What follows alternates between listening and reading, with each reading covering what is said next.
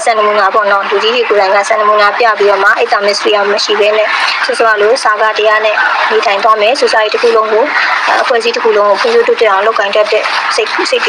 ဒါလမ်းညွှန်ပြတာမှာဖြစ်တယ်ပေါ့နော်စံနမူနာပြရမှာဖြစ်တယ်ပေါ့ဒါကလည်းလူကြီးမိဘတွေဆရာသမားတွေအကြီးအကဲတွေကနေမှစံနမူနာပြမှတာလေဒါနောက်ပါလူငယ်လူရွယ်တွေကျောင်းသူကျောင်းသားတွေကလည်းပဲမစ္စရိယစိတ်ကြောက်တော့မှခင်းတော့မှဖြစ်ပါတယ်ပေါ့နော်နောက်တစ်ခုကတော့ဝစီတစ္ဆာလေဝစီတစ္ဆာလို့နံပါတ်6ချက်ပေါ့နော်သူတို့ကောင်းနေဒီဘာလဲတာဝိနာနဲ့တည်တက်မှတ်တဲ့သူတို့ကောင်းရည်တွေ9ရက်ထဲမှာပါတာပေါ့နော်နံပါတ်6ချက်နံပါတ်6ချက်ကကျတော့ဝစီတစ္ဆာလို့ခေါ်တယ်တဲ့ဝစီတစ္ဆာလို့ခေါ်တယ်မှန်ကန်တဲ့တရားကိုသာမှန်ကန်တဲ့စကားကိုသာပြောရတဲ့ပုဂ္ဂိုလ်ဟာသူတို့ကောင်းမယ်တဲ့မှန်တဲ့စကားကိုပဲပြောရတဲ့ပုဂ္ဂိုလ်ဟာသူတို့ကောင်းတဲ့မှန်တဲ့စကားတစ္ဆာစကားဟာအလွန်တန်ဖိုးရှိတယ်တဲ့အလွန်တန်ဖိုးရှိပြီးတော့အလွန်ကိုတကိုးကြီးတယ်တဲ့မဟုတ်မမှန်တဲ့စကားလုံးဝမပြောဘူးတဲ့သူကနော်တကယ်အမှန်ကိုပဲပြောတတ်တဲ့သူဟာတဲ့သူစိတ်တရားကိုကျင့်သုံးတဲ့သူဖြစ်တဲ့အတွက်ကြောင့်သူတို့ကောင်းမယ်တဲ့ပြောမယ်ဆိုရင်သူ့ရဲ့ဝစီကံကိုထိမ့်သိမ့်တယ်သူ့ရဲ့ဝစီကံကိုထိမ့်သိမ့်တယ်မူတာဝါဒကိုရှောင်တယ်မှန်တဲ့စကားပဲပြောတယ်ကောင်းတဲ့စကားပဲဆိုတယ်ပေါ့ဒါဟာဆိုရင်သူဒီနော်ဝစီကံကိုထိမ့်သိမ့်တာဖြစ်တဲ့အတွက်ကြောင့်သူဟာသူတို့ကောင်းမယ်တဲ့နော်သူကမှန်တဲ့စကားပဲပြောတယ်အကျိုးရှိတဲ့စကားပဲပြောတာဖြစ်တဲ့ကြောင့်သူဟာနော်သူတို့ကောင်းမယ်ဝစီတစ္ဆာလို့ခေါ်တဲ့မှန်ကန်တဲ့စကားကိုပဲပြောတဲ့အတွက်ကြောင့်သူဟာသူတို့ကောင်းမယ်တဲ့နောက်နံပါတ်9ချက်ကတော့အမျက်ဒေါသကိုဖယ်ရှားနိုင်တဲ့ပုဂ္ဂိုလ်ဟာတဲ့သူတော်ကောင်းတဲ့ဒါလည်းလိုတာပေါ့နော်အမျက်ဒေါသကိုထိန်းနိုင်တဲ့ပုဂ္ဂိုလ်ဟာသူတော်ကောင်းမယ်အမျက်ဒေါသကိုဖယ်ရှားနိုင်တဲ့ပုဂ္ဂိုလ်ဟာသူတော်ကောင်းမယ်နော်အဲ့လိုမျိုးဟုတ်လားဒီပင်စာနန္ဒိယကံတို့ဟလာအန္တရိယကံတို့ကျူးလွန်တာဟာဆိုလို့ရှိရင်လည်းအဲ့ဒီအမျက်ဒေါသတွေကိုမထိန်းသိမ်းနိုင်လို့ဖြစ်တယ်တဲ့အဲ့လိုမျိုးမထိန်းသိမ်းနိုင်တဲ့အတွက်ကြောင့်စောစောလိုမျိုးအကုသိုလ်ကံတွေဟလာကြီးလေးတဲ့ကံတွေကိုကျူးလွန်ဖြစ်ကြတာဖြစ်တယ်ပေါ့အဲ့ဒါအဲ့ဒီဒေါသတွေကနော်တစ်စက္ကန့်လေးထဲမှာဖြစ်သွားတဲ့ဒေါသတောင်သိကြောက်စရာကောင်းတာပေါ့နော်အဲ့ကြောင့်မို့အဲ့ဒီဒေါသလေးကိုရှူးတန်းဖြစ်လာတဲ့ဒေါသကိုထိန်းနိုင်မှသာလျှင်အဲ့ဒီလူဟာဒီလိုကောင်းမယ်နော်အခုဘယ်လိုပြောမလဲအပြင်မှာလည်းအဲ့လိုဖြစ်နေရတယ်ပေါ့နော်ဖြစ်နေရတယ်ဆိုလို့ရှိရင်အဲ့ဒီတချိန်လုံးထွက်လာတဲ့အဲ့တစ်စက္ကန့်လောက်အတော်တွင်းလေးမှာဖြစ်တဲ့ဒေါသကိုမထိန်းနိုင်လို့ဒါလည်းဟလာလုချင်တာတွေရှောက်လုပ်ဖြစ်ပြီးတော့မှဖြစ်ချင်တာတွေဖြစ်ကုန်တာပေါ့နော်အဲ့တော့ကျွန်တော်တို့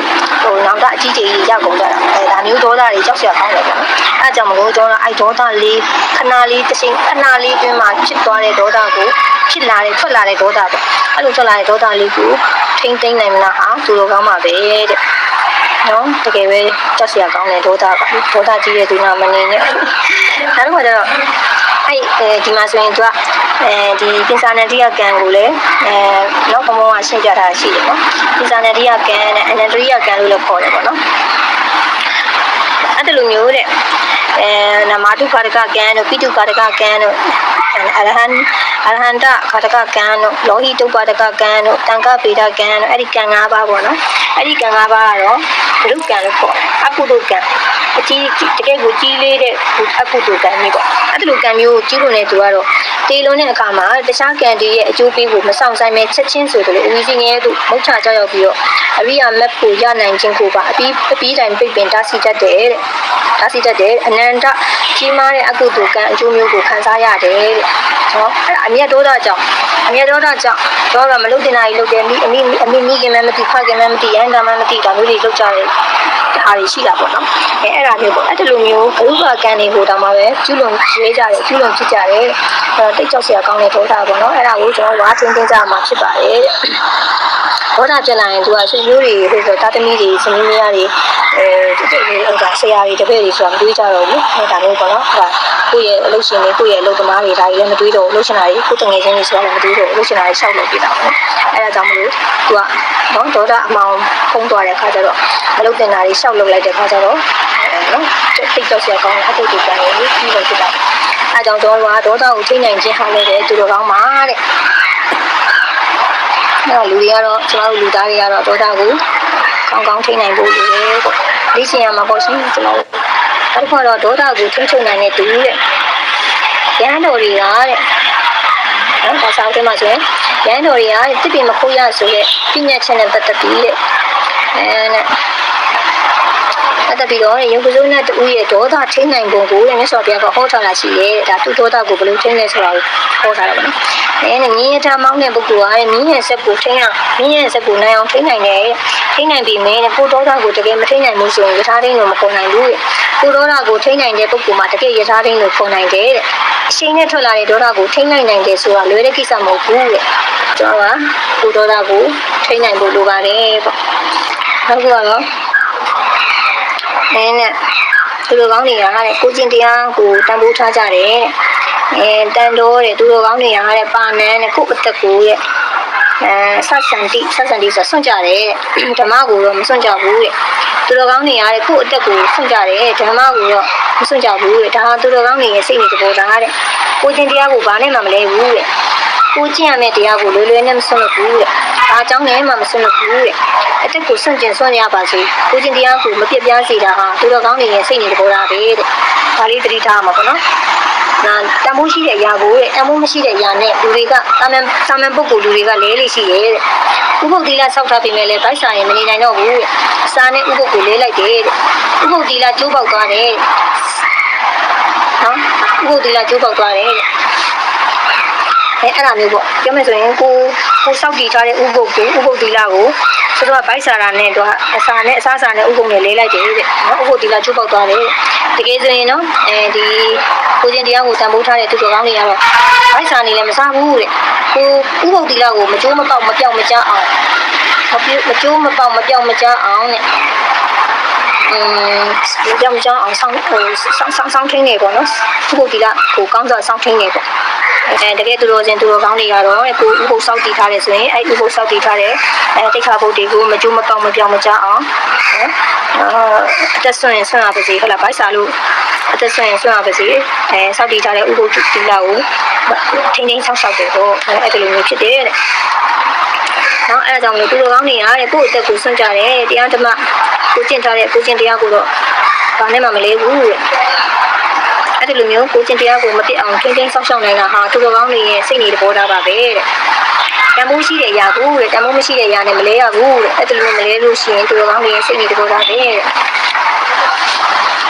နောက်တစ်ခုကကျတော့တာမန်လူတွေကကျမတို့လိုပေါ့နော်တာမန်လူတွေကအတ္တဟေတုတဲ့ကိုအတွက်နဲ့လည်းကိုချင်းတရားကိုဆွံ့လွတ်ကြတယ်ပရဟေတုအများအတွက်နဲ့လည်းကိုချင်းတရားကိုဆွံ့လွတ်ကြတယ်နောက်ကလလဘအနေငယ်အတွက်နဲ့လည်းကိုချင်းတရားကိုဆွံ့လွတ်ကြတယ်နော်အဲ့ဒါနော်တာမန်ပုဂ္ဂိုလ်ပေါ့သူတော်ကောင်းမဟုတ်တဲ့သူတွေပေါ့နော်အဲ့လိုမျိုးဆွံ့လွတ်ကြတယ်သူတော်ကောင်းတွေကအဲ့လိုမဟုတ်ဘူးလေကိုချင်းတရားကိုအသက်ထက်ကိုတန်ဖိုးထားတယ်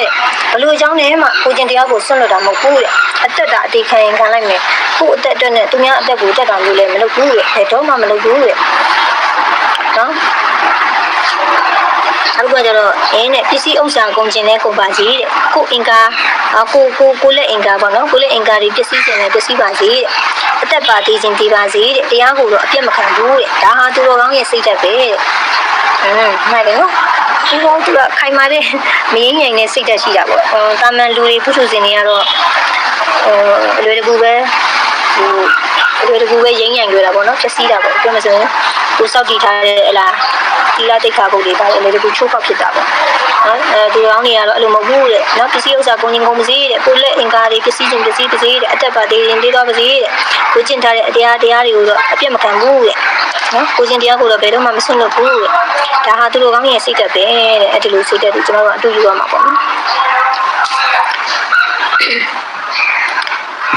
ဒီဇက်တော်ကြီးဆယ်ပွဲထဲမှာဆိုရင်ဘူရီတထဆိုတဲ့နဂါမင်းကြီးဇလန်းရှိတယ်အဲ့ဒီမှာဆိုလို့ရှိရင်နော်ဇက်ကြီးဆယ်ပွဲကပါလဲဆိုရင်တေဇာတုနေမပုစန္နာဝိဝေဆိုတဲ့နေမှာမပူဘူးဆိုတဲ့ဟာပေါ့ဒီတေဇာတုနေမပုစန္နာဝိဝေဘူးဆိုတာဘူရီတထနဂါမင်းကြီးပေါ့အဲ့ဒီနော်အဲ့ဒီဇက်တော်ထဲမှာဘူရီတထဇက်တော်ထဲမှာဆိုလို့ရှိရင်ဟုတ်လားနဂါမင်းကြီး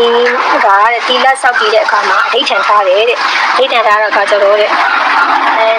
လူဒီလူလောကမှာလာပြီးတော့တောင်ပို့ပေါ်မှာပြေးပြီးတော့တီလက်ဆောက်တည်တယ်ဘယ်နည်းနဲ့မှ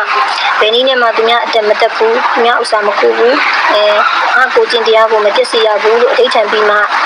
အဋိဌံထားတယ်ပေါ့နော်အဲ့ဒီလိုမျိုးအသက်ဆုံးပြီးတော့သူကဥပုသ်ဆောင်တာတဲ့တီလပရမတ္ထပါရမီလို့ခေါ်တယ်တဲ့တီလပရမတ္ထပါရမီလို့ခေါ်တယ်အသက်ဆုံးပြီးတော့ဒါတီလဆောက်တည်တာပေါ့နော် ဟုတ်တယ်နော်သီလတဲ့ပရမတ္ထပါရမီလို့ခေါ်